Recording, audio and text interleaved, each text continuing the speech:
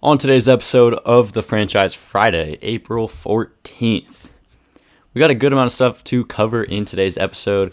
The Washington Commanders have been sold for $6 billion. We're going to talk about that, as well as NBA playoffs. We still have two more playing games, but I'm going to go through, give my playoff predictions as they actually start this weekend. We won't obviously be doing an episode this weekend. The Rays are 13-0. They're trying to be the first team in Major League history to go 14-0 to start a season. How are they so good? We're going to talk about Zion Williamson and his situation going on. I'm going to give out my NBA awards: MVP, Rookie of the Year, Defensive Player of the Year, All-NBA first, second, and third team. And then the potential MLB expansion. Before we get into today's episode, as always, the franchise is available: YouTube, Spotify, Apple Podcast, Amazon Music. You can find the Twitter, TikTok, Instagram, all in the description of every single episode.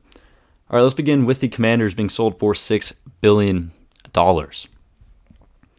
So Dan Snyder, he's still the current, but now going to be former owner of the Washington Commanders, has finally agreed to sell the team. He's selling it to Josh Harris, his ownership group, who also own the Philadelphia 76ers of the NBA and the New Jersey Devils of the NHL.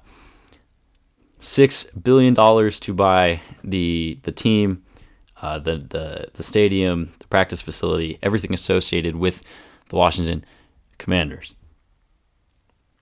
This is one of the best things to ever happen in the history of the NFL, because Dan Snyder, during his tenure as owner of the Redskins, the football team, and the Washington Commanders, has been the worst owner in the history of professional sports across any professional sports league. He has been the worst owner.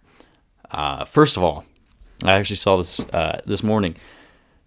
Under Snyder's tenure owning this franchise, they've had more name changes than playoff wins. They've had 3 name changes. They've had 2 playoff wins since he's taken over as the owner. Now, Dan Snyder is a very, very horrible owner. Definitely a horrible person as well. I'll just read through some of the controversies and criticism that he's gone through during the time he's owned this franchise. First of all, the most obvious one is the name of this football team before the Commanders. The Washington Redskins, always been seen as a racist team name, offensive to some Native American tribes and Native American people.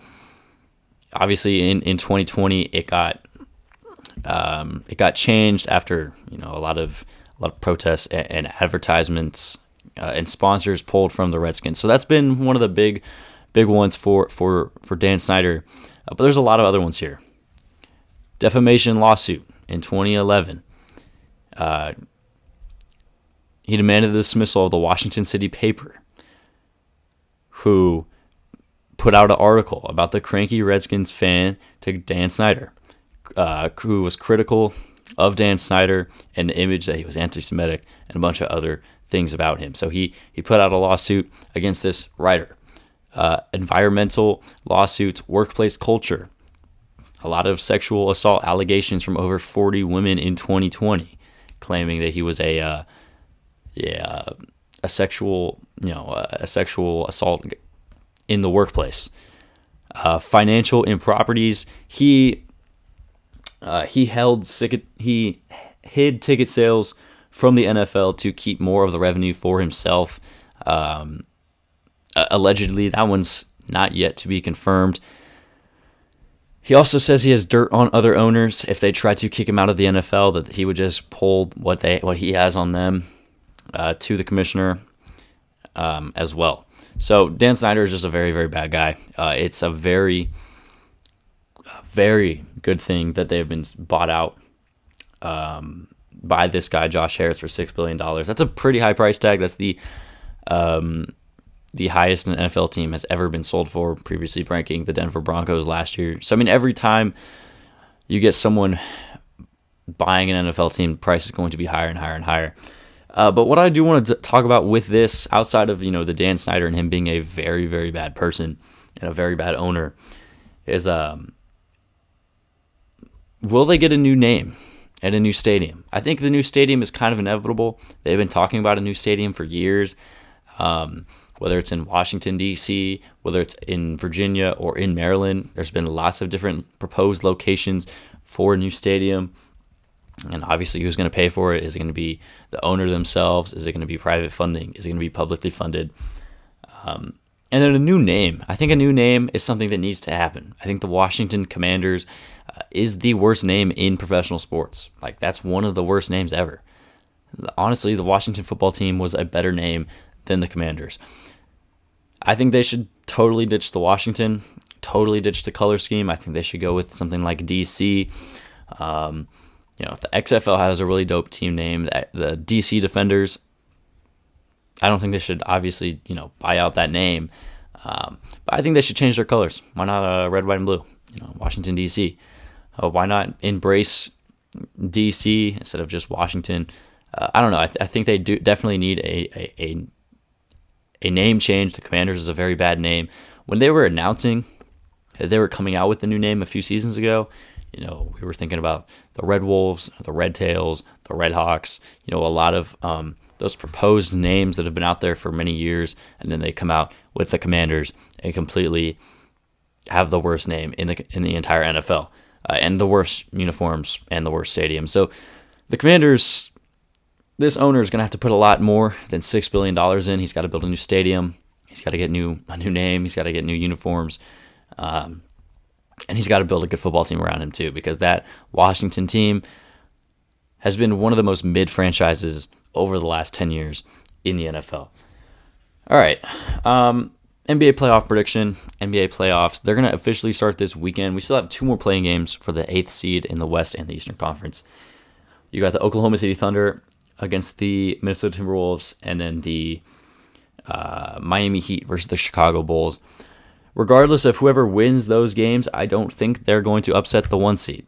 So let's get to it. Out west, first round, Denver Nuggets, the 1 seed, taking on either the Thunder or the Timberwolves. I think the Thunder will beat the T-Wolves tonight. So then I'm thinking it's a Nuggets Thunder first round matchup. I have the Nuggets winning in 5 games. I think the Thunder could definitely steal a game. Shai Gilgeous-Alexander has been playing absolute all NBA level basketball this season. Josh Giddey had I think a near 30-point game in that play-in game against the Pelicans. They have a lot of nice young players. Jalen Williams and the other Jalen Williams, both tremendous players as well. But I think Denver's clearly the better team. They've been the best team in the Western Conference all season. One of the best three-point shooting teams, one of the best offenses, has the back-to-back 2-time MVP, Nikola Jokic. Clippers, Suns. The 4-5 matchup here. I have the Suns sweeping the Clippers. I have them winning in 4. The Clippers missing Paul George. Obviously, I have Kawhi Leonard and Russell Westbrook. But outside of that, Marcus Morris. I don't really like this matchup for the Clippers against the Phoenix Suns, right? The Clippers missing Paul George really, really hurts because Kawhi is going to have to be on Kevin Durant the whole series. If you had Paul George there, you could switch off. You could have one guy on D-Book, one guy on Paul George. Outside, Nicholas Batum's had a great season. They have Robert Covington. Paul George is out. Eric Gordon. Terrence Mann has been a really nice player. Norman Powell. Zubac. But I like this Suns team. I think it's a lot better. Their roster might be a little more thin, than the Clippers because of the Kevin Durant trade, trading away Mikal Bridges, Cam Johnson, all of those guys they traded away to get Kevin Durant. But the Suns are 8-0 with Kevin Durant playing this season. Chris Paul, Devin Booker, DeAndre Ayton, and then Kevin Durant. Torrey Craig has had some nice moments. Damian Lee, Josh Okogie is a nice defensive player. They still have Campaign. They brought in Terrence Ross, TJ Warren, Landry Shamet. I think this team is just a whole lot better than the Clippers, and I think they win in 4 games. Golden State Warriors, Sacramento Kings. This has been the series that a lot of people have pointed out as one of the best in the first round, especially in that Western Conference. The Kings making the playoffs for the first time in 20-something years. The Warriors, have won 4 titles in the last 8 years or something like that. Can't quite remember off the top of my head, but they've been the best team in the NBA over the last decade. Golden State Warriors. I think they win in 6. Warriors over the Kings in 6. I think the Kings can steal 2 games. The Kings have been a great team this season. One of the best offenses in the NBA with De'Aaron Fox putting up great numbers this season. Domantas Sabonis. Kevin Huerter's been a nice impact player for them this season. But when it comes to the Warriors, I mean, they have the experience, right? Steph Curry, Klay, Draymond Green, Jordan Poole, Andrew Wiggins is coming back. They have the better head coach in Steve Kerr. I think they win in 6 games, despite their road record this season being the worst among teams in the playoffs. They cannot win on the road during the regular season. I think when it comes to the playoffs, that's going to flip. The Warriors are going to really step it up. Their veteran leadership, their championship experience is going to come out in this series, and they're going to win in 6 games. And then finally, Memphis Grizzlies taking on the LA Lakers. I have the Lakers in 7. The Lakers have been one of the best teams in the NBA since they have acquired D'Angelo Russell, Vanderbilt, Malik Beasley at the trade deadline. Anthony Davis has been playing MVP-level basketball basically since that trade deadline, and then obviously when they lost LeBron James to injury. D'Angelo Russell is a very streaky player, but when he's on, he's really impactful. Jared Vanderbilt's been the best acquisition they've made all season. His defense, his steals, his ability to block shots, to get rebounds, to space the floor is incredible. LeBron James in the playoffs turns it up a whole nother level. Malik Beasley is this nice scorer. Austin Reeves, how could I forget about Austin Reeves? What a story for him this season. That guy's been incredible. And then for Memphis, missing Steven Adams is definitely going to hurt down low. I mean, Anthony Davis, yeah, he's going to be going up against Jaren Jackson Jr., who's probably going to win Defensive Player of the Year. And Jaren Jackson, likes to stand outside and shoot the 3 and 8. He doesn't like to defend on the perimeter. So that's an interesting matchup to watch there. But Ja Morant, he's been great all season, despite the outside, off the court issues with the gun. Ja Morant has been incredible. Desmond Bane, great player. Dylan Brooks does a whole lot of nothing, but he's still a tenacious player on the court. Brandon Clark, Tyus Jones, Luke Kennard, Xavier Tillman, all those guys, very, very great players. I think they lose in 7. I think the Lakers, with LeBron and Anthony Davis playing at the highest level over the last 2 months of the NBA season, are bound to win this series. They also have the best ranked defense since the trade deadline in the NBA. So that's that. Out east, 1 seed Milwaukee Bucks taking on either the Bulls or the Heat. No matter who they face, they're going to sweep them. So Bucks move on in 4. Cavs Knicks. This should be one of the best series in the first round. The Cavs, I've been saying all season long, I think they're a team that can actually go out there and compete and contend for an NBA title this season. Donovan Mitchell has been probably the best trade over the last 2 seasons out of any star player. He put up 28 points per game this season. Darius Garland, that backcourt right there, the 2 small guard backcourt, 28 points per game from Donovan Mitchell, and then you're looking at 21 from Darius Garland. Evan Mobley out there at the 4 or 5 spot. Jared Allen out there. Karis LeVert, Jetty Osman, Ricky Rubio, Isaac Okoro at the wing to be able to defend, and then sometimes, provides some offense, although he's mainly out there for his defensive capabilities. And then for the Knicks, I mean, this team's been a really, really surprise team this season. They didn't make many moves in the offseason. Their roster is pretty much the same from last year. But RJ Barrett, Jalen Brunson was like the best free agent signing of the offseason. This guy, you can make the argument he should make an All-NBA team this season. Julius Randle, 25 points, 10 rebounds. Jalen Brunson had 6 assists this year. Emmanuel Quickley is probably going to win 6th Man of the Year. RJ Barrett put up 19 points. Josh Hart was a nice addition at the deadline. Obi Toppin is still there. Mitchell Robinson. Derrick Rose, Evan Fournier. Derrick Rose hasn't got a lot of playing time at all this season. Same thing with Evan Fournier. But this Knicks team is really, really, really, really good. I do think they do lose, though, to the Cavs in 7. I think this series goes 7 games. Should be one of the best series of the first round. 2 teams that, I really like both these rosters. I love Jalen Brunson and Julius Randle, but I mean that backcourt out there in Cleveland with Donovan Mitchell and Darius Garland, and then even adding Evan Mobley in the front court, I think is too much for the Knicks to handle. Cavs win in 7 games. Sixers Nets. I think the Sixers win this series, but I don't think it's a sweep, and I don't think it's in 5. I think they win in 6.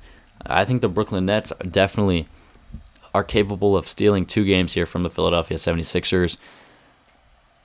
I like the potential, of Mikal Bridges to pop off in one of these games and put up big numbers.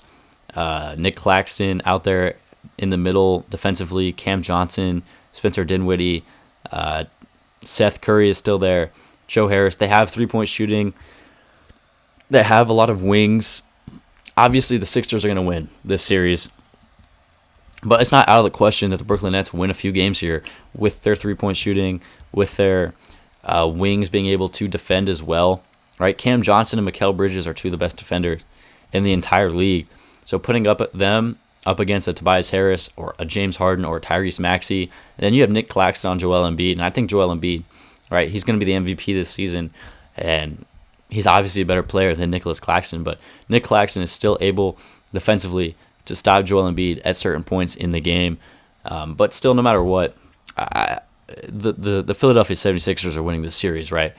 James Harden has been, James Harden this whole season. Tyrese Maxey, Tobias Harris, Joel Embiid, the MVP. So the Sixers win in 6 games. And then Boston Celtics versus the Atlanta Hawks. Give me the Celtics in a sweep.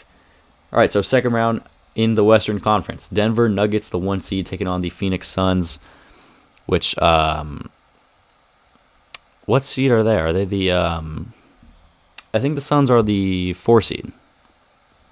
The Suns are the 4 seed. Nuggets, Suns. I have the Suns winning in 6 games. I think the Nuggets, you've seen it every single season prior to this, since basically 2019, 2020. They are one of the best teams in the Western Conference, Denver is, and they just, at some point, will fall short in a series. They fell short to the Lakers in that 2020 bubble. In 2021, they fell short again. I don't remember exactly who they played. Last year, they fell short. It was some injuries. They didn't have Jamal Murray, Michael Porter Jr. This year, their team's healthy. They're one of the best 3-point shooting teams in the league, one of the best offenses. They put up 115 points per game during the regular season. I think they win 2 games, but when it comes to this Phoenix Suns team, having Kevin Durant, who's the best plug-and-play offensive player in the NBA, he doesn't need the ball in his hands to be an impactful player, and he's a great defender too. Do not, forget how great of a defender Kevin Durant is, and it goes very underrated. Devin Booker and Chris Paul are still there on that team. DeAndre Ayton down low. I like DeAndre Ayton there. Their bench, like I said, it might be thin. It might not be as deep as a team like the Denver Nuggets, who have Aaron Gordon, Michael Porter Jr., Kentavious Caldwell-Pope. They have a lot of depth on that roster. But I think the Suns easily win. I think the Nuggets, have their typical playoff choke, and I think it's going to come here in the second round. Golden State Warriors, LA Lakers. I have the Warriors winning in 7 games. I wanted to pick the Lakers here, not only as a Lakers fan, but because LeBron James is playing in this series. LeBron James, Anthony Davis versus Steph Curry and that Warriors team that won the championship last season. But I just can't, I can't not pick the Warriors in this series. Unless the Lakers, come out here and sweep them. I think the Warriors, unless the Lakers come out and sweep the Memphis Grizzlies, I don't see a way that the Lakers go out here and beat a team like the Warriors. Despite the struggles on the road, despite some of the struggles for the Warriors this season, I think Steph Curry, Klay Thompson, Draymond Green, that championship experience. LeBron has a lot of championship experience, right? Anthony Davis has some championship experience. The Warriors are the better team. They've been better against them head-to-head in the regular season. They're 33-8 at home. The Lakers are 23-18 at home during the season. These teams are similar offensively and defensively in terms of points per game and opposing points per game during the regular season. I just think the Warriors win in 7 games. The Lakers are definitely capable of winning this series, but I'm going to give it to the Warriors. All right. Second round of the Eastern Conference, Milwaukee Bucks, Cleveland Cavaliers. Give me the Milwaukee Bucks in 6 games. Like I said, I love this team out here in Cleveland. I love Donovan Mitchell, Evan Mobley, Darius Garland, Jared Allen. But you're asking me to pick them over a team in the Milwaukee Bucks that has Giannis Antetokounmpo, the best player, the top 3 player in the world. I still don't know who the best player in the NBA is. I really could not tell you who my number 1 player in the league is. Giannis is definitely top 5, if not top 3. Chris Middleton has had a very down season. He's still there. He can still turn it up in the postseason. Drew Holiday was an all-star this season. Brook Lopez could potentially win Defensive Player of the Year. And I love their bench depth as well. They added Jay Crowder as a 3-point specialist. Give me the Bucks in 6 games. And then Philadelphia 76ers, Boston Celtics. Give me the Celtics in 6. I think they're the best team in the league this season. I know the Bucks finished with the best record, but I think the Celtics are easily the best team in the NBA. Brown, Tatum, the nice wing duo that they are right there with Marcus Smart, Malcolm Brogdon, Al Horford. This team is a really, really deep and a really well-coached team, and I think they win in 6 games. Western Conference Finals, Phoenix Suns, Golden State Warriors. I will take the Phoenix Suns to win in 6 games. This Kevin Durant acquisition for the Suns is exactly what they needed, and it's really, really helped them throughout the regular season. I mean, they were 8-0 when Kevin Durant was on the floor. The Warriors have not been able to win on the road. I've been saying that, throughout this entire thing so far since the first round. The Warriors have struggled on the road. I know the Warriors have better depth. They have better bench players. They have, more guys out there that could score the basketball than the Suns. But Kevin Durant is going to play 48 minutes a game in the Western Conference Finals. Chris Paul and Devin Booker are going to be, guys that are going to be forgotten about. One of those guys is going to be forgotten about. DeAndre Ayton's going to be forgotten about down low. I mean, who are the Warriors going to put on DeAndre Ayton in that series? Give me the Suns in 6 to go to the NBA Finals. Bucks, Celtics. I'm going to take the Celtics in 6 games as well.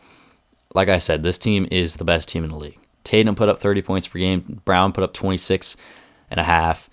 Malcolm Brogdon off the bench put up 15. Derek White is out there too, putting up 13. Marcus Smart, Al Horford, Grant Williams, Robert Williams, Mike Muscala they acquired at the deadline. Luke Cornett is still there. Peyton Pritchard, Blake Griffin. Blake Griffin is there. This Celtics team is really deep. They're really well coached, and they have probably the 2 best players outside of Giannis on the court. So I have a Suns-Celtics NBA Finals, and I'm going to take the Boston Celtics in 7 games over the Phoenix Suns. I think in this series, it's going to be a very, very good series. You're going to be looking at one of the best NBA Finals in the last decade. But it comes down to the depth, and the Celtics have more depth. They have better depth than the Phoenix Suns, who lost a lot of their defense in that Kevin Durant trade. I mean, they're still able to defend, and Kevin Durant is a better scorer than the guys they lost. But Tatum and Brown, good luck stopping both of those guys. Good luck stopping their bench guards. Al Horford is still there, to facilitate the offense down low. Grant Williams is a nice player as well. I love Grant Williams. And Robert Williams defensively. What a stud down low. So this is going to be one of the best finals if it does happen. All right, I think the Suns are capable of winning it.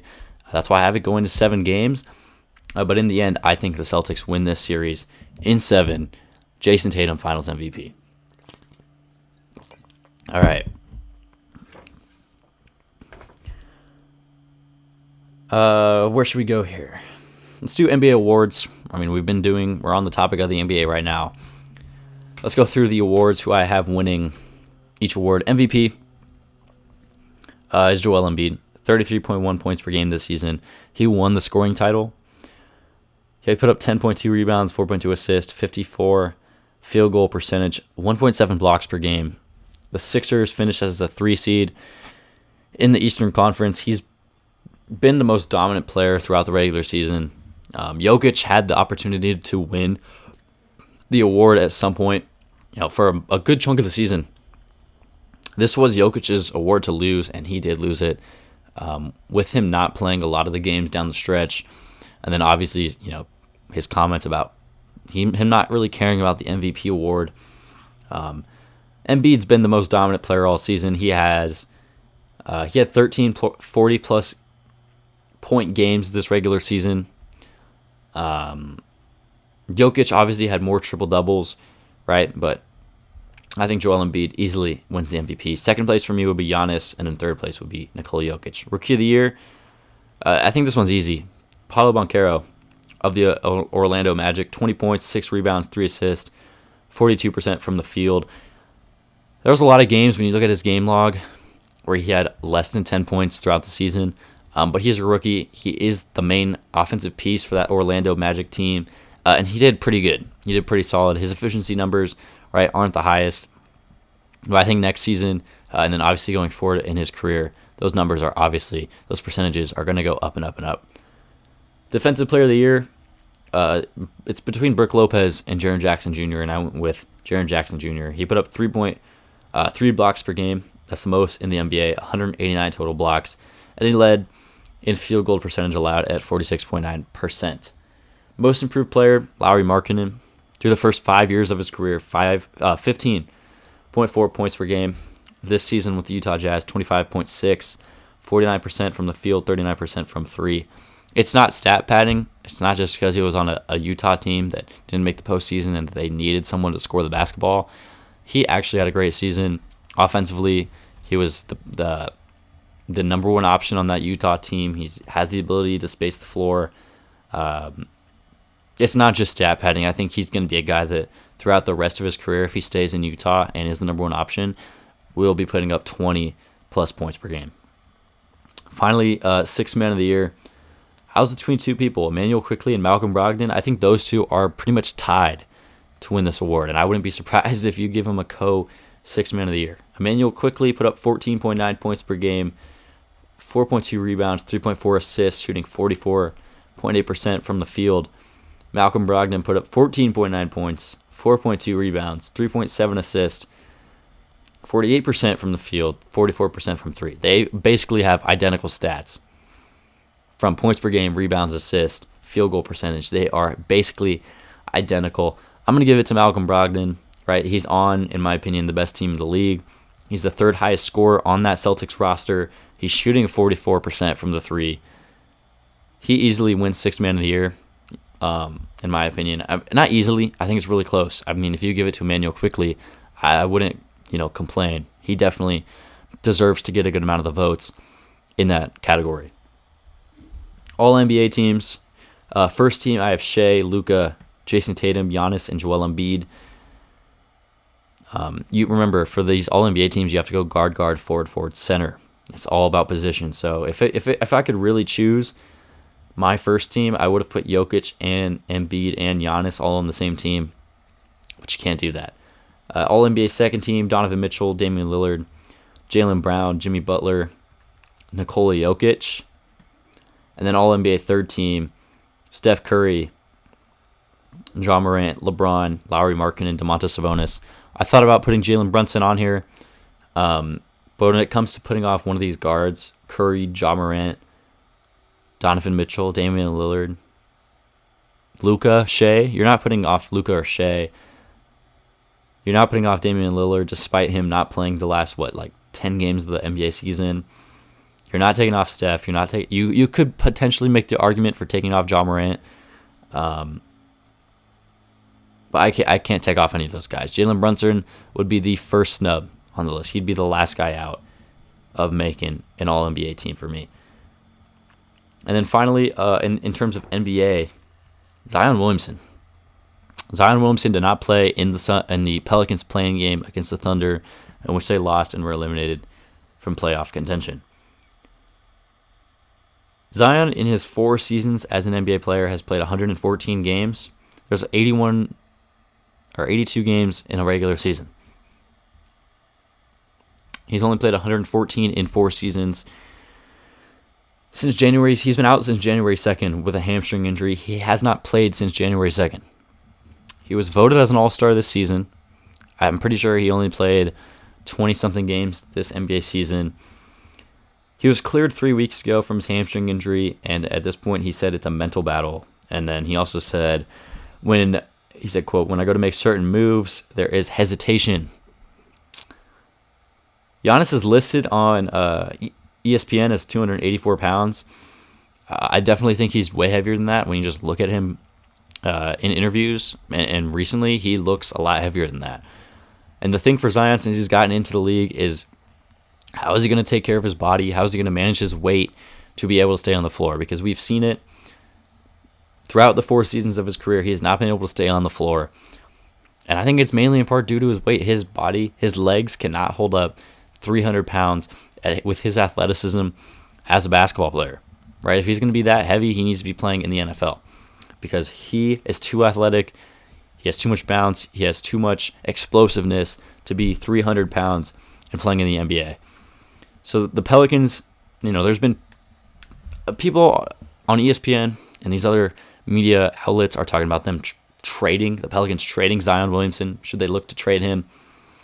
I think that's a little silly, right? You got to manage Zion's weight. You got to reach 260 to be out there on the floor, to be healthy enough to play half of a season, right? He needs to be at least on the floor for half of a season compared to only playing in like 20 games a year or 114 games in 4 seasons. He needs to be averaging 60 games a season for the Pelicans to get the most out of Zion Williamson, right? If he misses 20-something games a season, I guess that's fine, but he needs to at least be playing 60, 65 games a year for the Pelicans to be getting the most out of Zion Williamson, especially when they drafted him number 1 overall. And John Morant is already an All-NBA player, is arguably a better player right now than Zion Williamson is. I don't think that's even close. John Morant's a better player than Zion is right now. If you were to redraft that 2019 NBA draft, I still think Zion would go number 1. But I think depending on the team, John Morant might go number 1 too. So yeah, Zion Williamson, that guy needs to lose some weight if he wants to be able to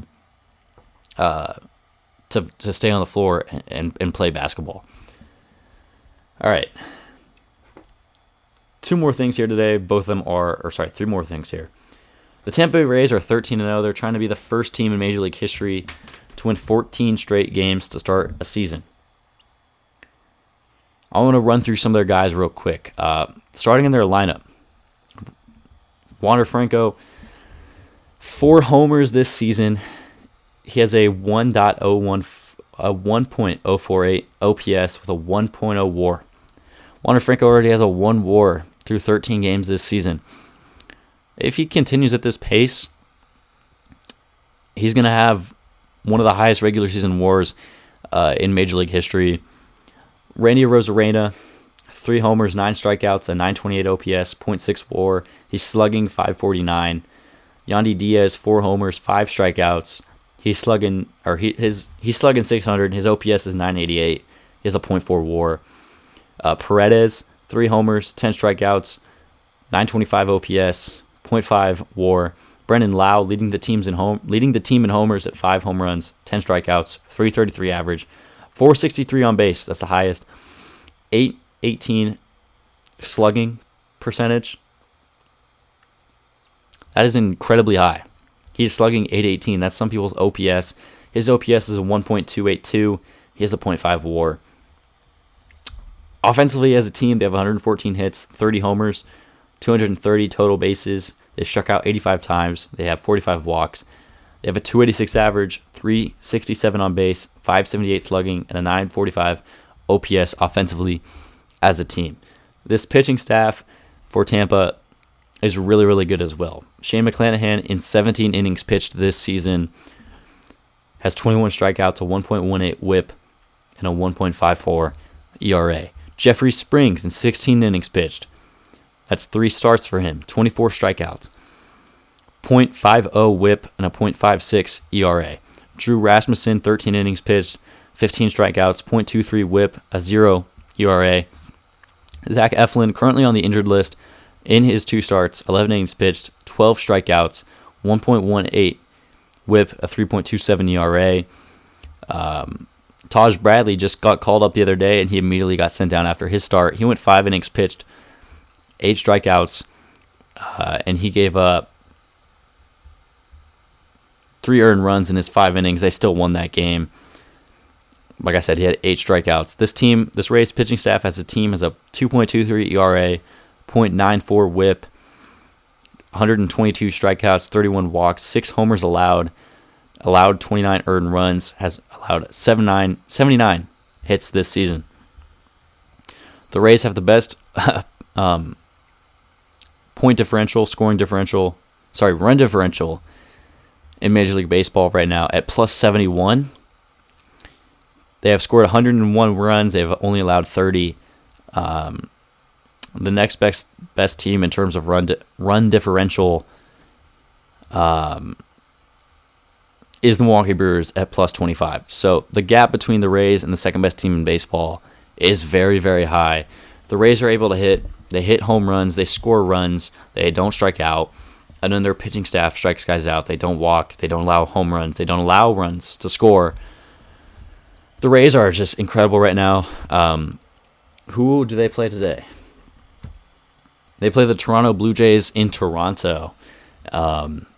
In terms of this matchup, this is going to lead into the next segment anyways, of games this weekend. Do we predict that the Rays lose tonight on Friday to the Toronto Blue Jays? Drew Rasmussen versus Jose Barrios. I think the Rays win tonight. I think they go 14-0 to start the MLB season. I think they go 15-0 because they're facing Yusei Kikuchi on Saturday. And then on Sunday, I think they win as well. I mean, they could definitely lose. Alek Manoah starting on Sunday for the Blue Jays against Shane McClanahan, the battle of the two aces for the two teams in the Rays and the Blue Jays. This is going to be a really great series this weekend between these two ball clubs. The Rays have the potential to start the season 16-0, and if not, they're going to start the season 15-1. So the rest of the games this weekend, though, Arizona Diamondbacks, Miami Marlins. For this series, I'm going to take the Arizona Diamondbacks. They're one of the best teams to start the season this year. Phillies versus Cincinnati Reds. Give me the Phillies to win this series. Giants Tigers. Give me the Giants in a sweep. Guardians Nationals. Guardians in a sweep as well. Twins Yankees. The Twins won last night, 11-1. Give me the Twins as well to win this series. I think the Yankees will win a game, but I think the Twins will ultimately win the series. Blue Jays, Rays. I think the Blue Jays, I think the Rays either sweep or win the series 2-1. Angels Red Sox. Give me the Angels in a sweep. It's a 4-game set that wraps around on Monday. I think the Angels win all 4 games here against the Boston Red Sox. Orioles White Sox. Give me the Orioles to win this series. Braves, Royals. Give me the Braves to win this series against Kansas City. Texas Houston. Give me Houston. Pittsburgh St. Louis. Give me Pittsburgh. New York Mets, Oakland A's, New York Mets. Brewers, Padres. Padres, I believe, won last night. I'm going to take the Brewers, though, to win the rest of this series. Cubs, Dodgers, give me the Dodgers. And then Rockies, Mariners, give me the Mariners. I mean, I should just go through here and read all the matchups. So today, Bumgarner, Trevor Rogers, Diamondbacks, Marlins. In terms of this one, I mean, Trevor Rogers, and you got 2 lefties on the mound here. Bumgarner, a little bit older. Trevor Rogers, since he's won the Cy Young, or the American National League Rookie of the Year, hasn't been the best pitcher. I'm going to take the Diamondbacks to win this. I think their offense is better this season so far than this Marlins roster, than this Marlins lineup. Phillies, Reds, Taijuan Walker, Connor Overton. Give me the Phillies to win this game tonight. Manaea, Wentz in the Giants-Tigers series. Like I said, I think the Giants sweep this series. They're going to win tonight. Cleveland, Washington, Cal Quantrill, Trevor Williams. Give me Cleveland. Louis Varland versus Nestor Cortez. Give me the Yankees to win tonight. I'm going to bounce back after they had that 10-run loss to the Twins on Thursday. Rays, Blue Jays. Give me the Rays tonight. Angels, Red Sox, Sandoval versus Tanner Houck. Give me the Angels in this one easily. Orioles, White Sox, Tyler Wells, Mike Clevenger. Give me the Baltimore Orioles. Braves, Royals, Charlie Morton, Brady Singer. Give me the Atlanta Braves. Martin Perez, Luis Garcia, Rangers, Astros. Give me the Texas Rangers in this game. Pittsburgh, St. Louis, Johan Oviedo, Jake Woodford. Give me the Pittsburgh Pirates. Kodai Senga versus James Kaprielian for the Mets and the A's. Give me the New York Mets to win this game. I don't think the A's are going to win many more games this season. Eric Lauer versus Michael Wacha. Brewers Padres. I'm going to take the Milwaukee Brewers to win tonight's game.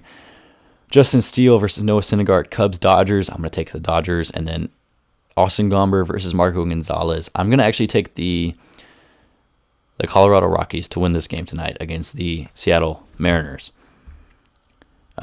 We're not going to go through the rest of these series because that's a lot more to go through.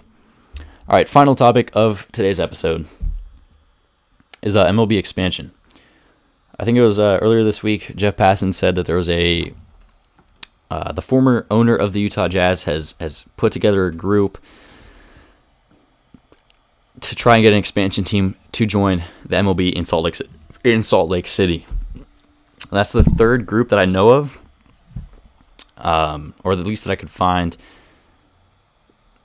that is trying to get an expansion team. The other groups are Nashville and Portland. So you have three groups right now vying to get MLB expansion franchises. Some other cities here, right? Salt Lake City, Nashville, Portland. Those guys all have current projects to get an expansion team. Charlotte, Montreal, New Orleans, Mexico City, Las Vegas potentially, if a team doesn't relocate there. San Antonio, Austin, and Omaha, Nebraska. I think those are all cities that could potentially get an MLB expansion team. MLB expansion has really been heating up over the last 2 years, and since Rob Manfred's taken over, I think MLB should expand in the next 5 years. Right, the pitch clock is growing the game. A lot more people are watching baseball with the pitch clock. I think the best way to keep the hype of baseball, growing again, is to expand to 2 new cities. I don't think Vegas is an expansion spot. I think the A's will eventually play in Las Vegas within the next few seasons. I think Nashville is definitely a team that's going to end up getting an expansion team. And then outside of that, potentially Montreal, potentially Portland, Salt Lake City maybe. I think a San Antonio or an Austin, Texas would be very cool. And then a Mexico City to expand the game down south of the border. I mean, we already have a team in Canada. Why not put a team down there in Mexico City? If the league was to expand, I mean, the divisions would look a lot different. People have been proposing, if they do expand, get rid of the American and National League. If they do expand to 32 teams, it's going to be interesting to see what they do, right? Do you go to 4 divisions of 4 teams in each league? Do you abandon the AL and NL and just split it up, put 16 and 16? How do you go by that? Do you put the 16 best teams in the playoffs? Do you put, or not 16 best? You can't put half the league in the playoffs. It'd be interesting to see when expansion does happen, but I do think it's going to happen within the next 5 years. All right, that's going to do it for today's episode of the franchise. We'll be back on Monday with another episode, probably a mock draft. NFL mock draft on Monday. Going to talk about whatever happens this weekend. Going to recap MLB series, NBA playoffs, and all of that on Monday's episode. YouTube, Spotify, Apple Podcasts, Amazon Music, where you can find the franchise. See you guys next week.